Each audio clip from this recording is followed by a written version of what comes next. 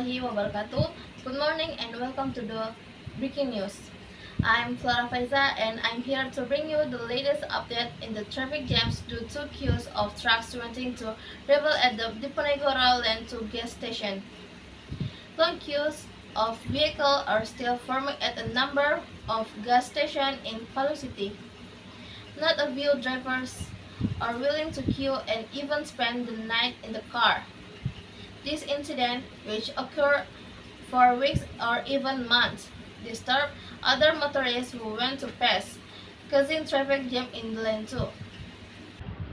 We are going to see how the current condition of the latest traffic jam and how people deal with the situation.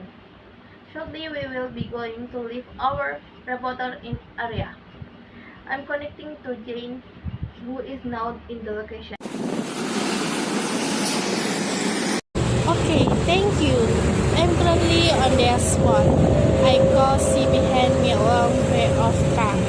Here I'm with one on the local resident. Good morning. Good morning, What's your name? Zabrina. Okay, miss. Let me ask about current situation. Okay, please. As we can see now, there are lots of trucks parked around here. Have these trucks been here for a long time? Yes, this truck have been here for a long time. What makes them park their truck around here? They parked the truck because they were queuing to refuel.